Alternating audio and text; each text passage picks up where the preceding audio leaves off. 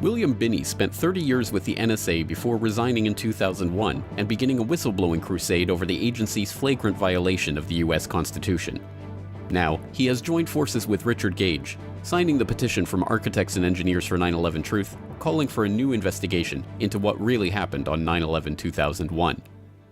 This is a GRTV feature interview with our special guests, William Binney and Richard Gage. Well, let's start with you, William Binney, because this is your first time on the program, and perhaps for some of my listeners, I'm sure many of my listeners will be familiar with you, but for those who aren't, why don't we just talk a little bit about your background, your time with the NSA, and what drove you to become an NSA whistleblower? Okay, well, I started my experience in the SIGINT business, the signals intelligence business, with the United States Army back in 1965. I was getting out of school then, and they were drafting people to go in the Army and kill people in Vietnam. So being a country boy, I was a good shot. So I was a candidate, prime candidate. Everybody I knew going in the military at that time being drafted was being, were put into these rifle companies and sent out in the front lines in Vietnam to kill people. So I didn't want to do that. So I checked out my options and volunteering. What could I do and to avoid that kind of thing? And so, the recruiters, of course, they told me all kinds of stories, but the point was that they said you can get into intelligence here, and you won't be in the rifle companies, and so you can have an opportunity to do something other than kill people.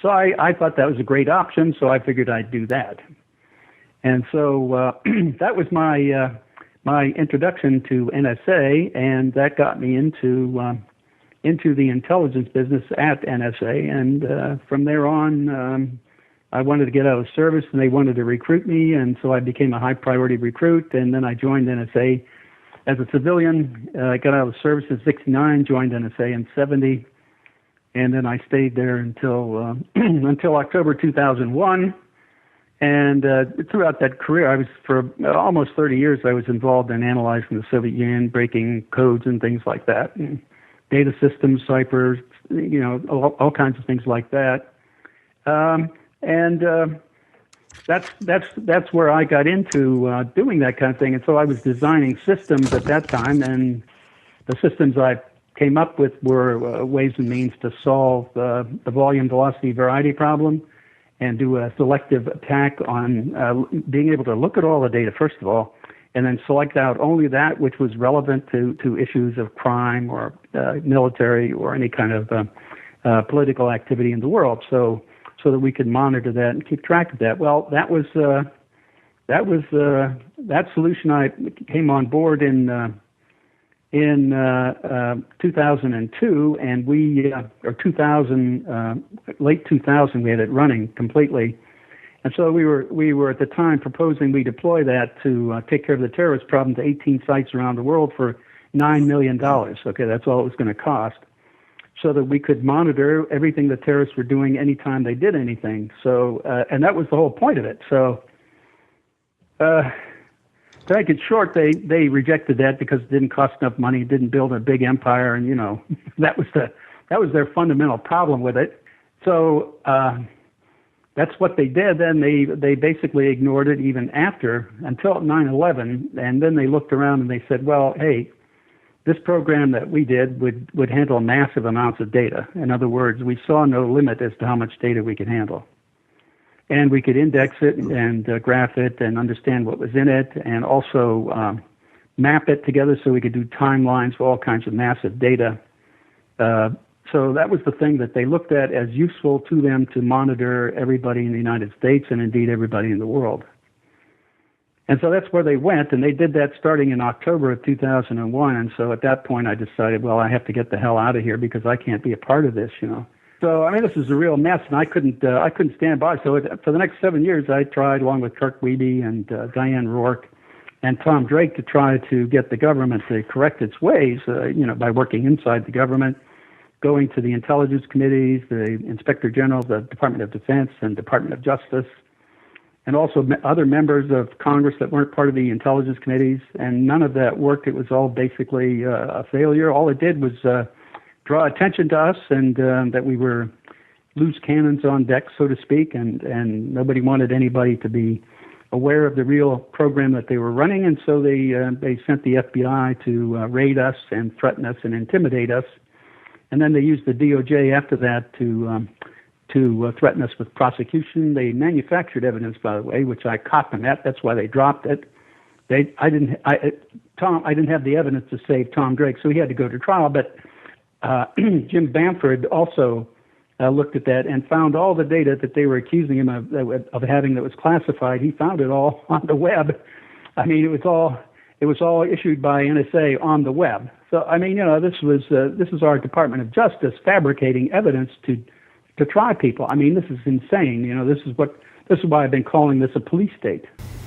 And that shift in focus towards mass bulk collection of data was motivated specifically by 9/11, or was that something that had been discussed before the events of 9/11? Well, at the time, I thought it was motivated by 9/11, but later on in 2006, when some testimony by the CEO of Quest, Nacho, and his court case came out, and the lawyer said that Nacho, and they had records for the visit and all to go with that, was visited on the 27th of February of 2001 by someone from NSA. It was either General Hayden or someone else. And they came in and asked him to supply them with all of the customer data that he had on hand. That meant all the billing records and communications of all the people who were his subscribers. It's just like the billing data they took from AT&T and Verizon, just like that Verizon order. This was, again, without a court order, and it was done basically by word of mouth. And he said, well, if you give me a warrant, I'll give it to you. And, of course, they weren't prepared to do that, so they wanted to do it all in secret again because it was a violation of our constitutional rights, and they didn't want anybody opposing it. So there was a shift already taking place, but it was certainly the public unveiling of that shift was motivated by 9/11 and the supposed terrorist threat that 9/11 itself represented. So that brings us, I think, to the other part of our conversation with our so far silent partner, Richard Gage. First of all, Richard, obviously my regular listeners will be familiar with yourself and your organization, but there's always new listeners joining in. Why don't you just explain to us what Architects and Engineers for 9/11 Truth is? We're a nonprofit organization of over 2,200 architects and engineers now demanding a real investigation of what happened at the World Trade Center. We have over 19,000 other individuals joining us demanding a real investigation based on the specific evidence, the scientific evidence for explosive controlled demolition at all three World Trade Center skyscrapers on 9/11. Now, tell us specifically about the petition that's available for signing by architects and engineers and other supporters at ae911truth.org. The petition demands of Congress a real investigation of the destruction of these three high-rises, including World Trade Center Building 7, a 47-story skyscraper that falls on the afternoon of 9/11 without having been hit by an airplane, straight down, uniformly, symmetrically, into its own footprint, just about, at free fall acceleration in under 7 seconds. So these licensed and degreed individuals are placing their reputations on the line, having looked at and examined the eyewitness testimony, the video testimony, and the forensic evidence available to everybody on the internet, not in the mainstream media. Based on all of that, demanding a real investigation, NIST, the National Institute of Standards and Technology, did not perform an investigation at all. They were just building reports, and they are full of fraud. Now, this is where we can start to connect these two narratives. Mr. Binney, I understand that you recently signed the petition to become a supporter of AE911 Truth. Tell us about the story of how and when you came to sign this petition. Well, I was at the Ridenour Award ceremony in 30 April of this year, I was asked to accept the award for Laura Poitras. Both Laura and the Snowden got awards there at that time, and I was accepting for Laura, and we had a conference afterward, a panel meeting that discussed some of the issues with what was going on in the United States at the time, and David Schlesinger was there, and he asked me toward the end of the panel if I would come and just listen to them to hear what they had to say. So I did. I agreed to do that, and of course it took me a while to do that, but and that was just recently that I did. And I went to Dr. Tim Eastman's house. He's a physicist, and David and Tim took me through all the evidence that they were looking at and talking about, because I'd never looked at that myself, because I'm not a structural engineer or a demolitions expert or anything like that, so I couldn't. I mean, what I would say about it doesn't really mean a great deal, because I don't know that much, but I do know science, and I do know what good science is and what bad science is. And it was pretty clear to me that at best what they were doing and what they could call it was sloppy science. That was what I got out of the NIST statements. So from there I just said, well, I would sign the petition to get a new investigation that wouldn't ignore basic facts or basic observable occurrences. That's fundamental to science. You don't basic observation is fundamental. I mean, it's not something just because you don't like something, you don't ignore it.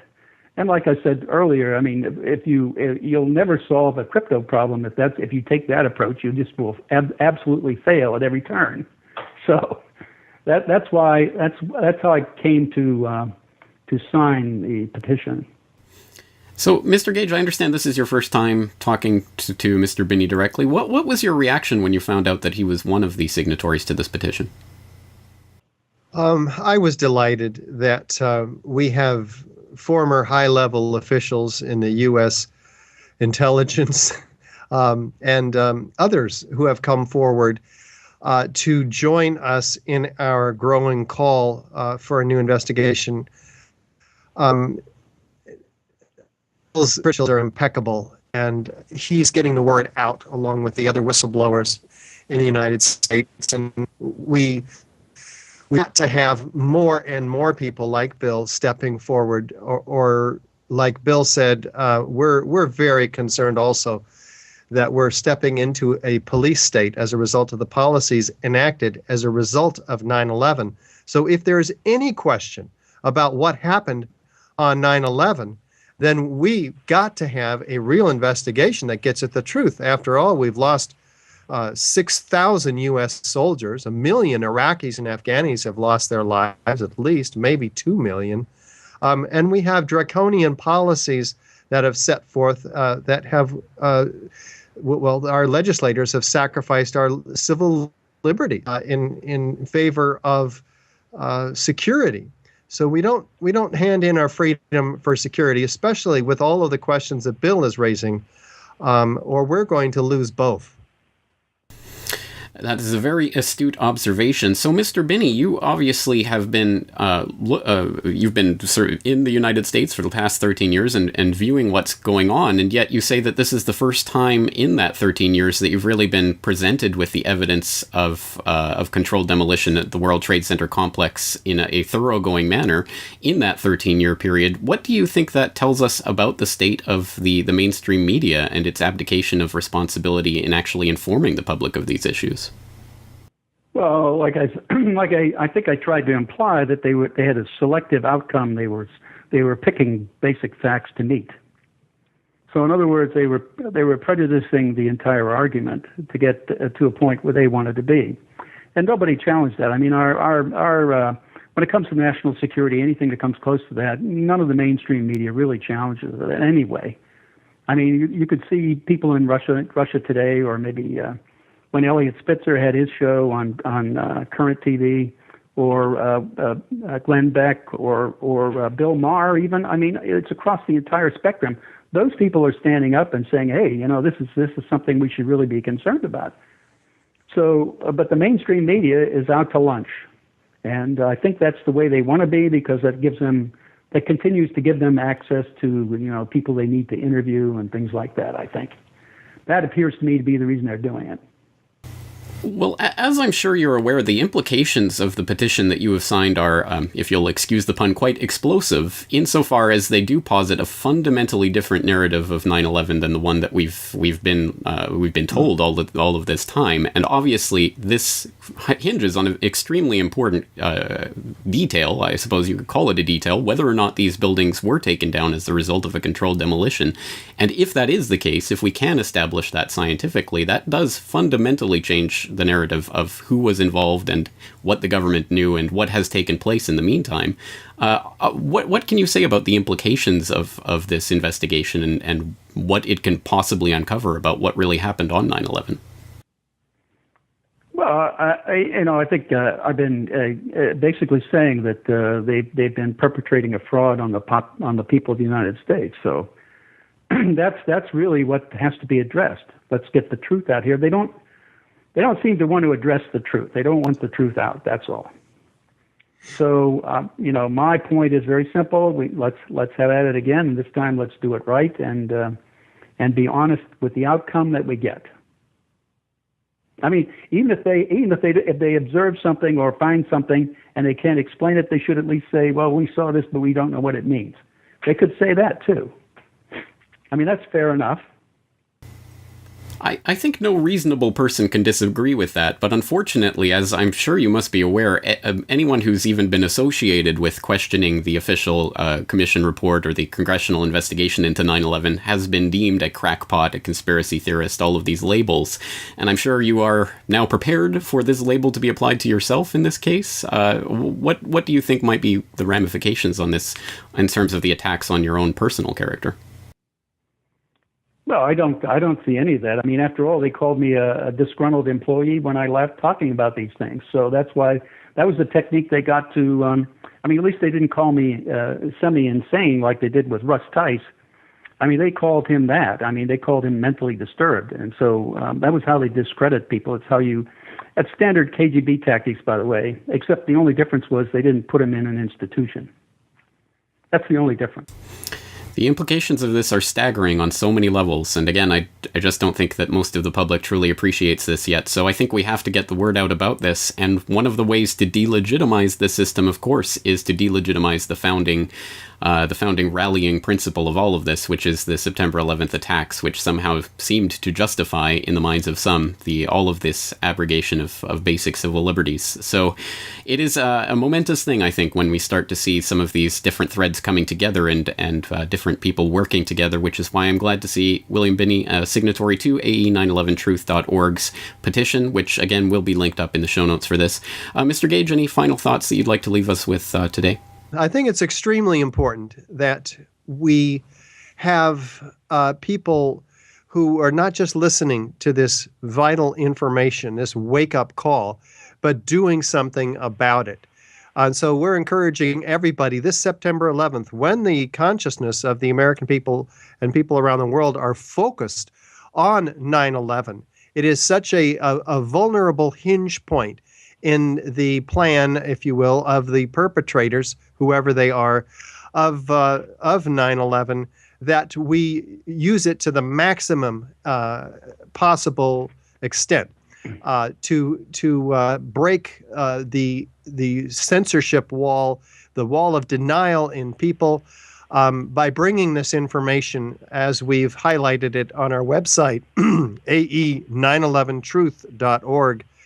And email it to every architect, engineer, every media official, every political official, that people can. This is the time to act and to wake up people. And we found that the scientific evidence, as has woken up, if you will, in the case of William here with us, it does work. We've just got to get people to look at it, and that's the listener's responsibility today.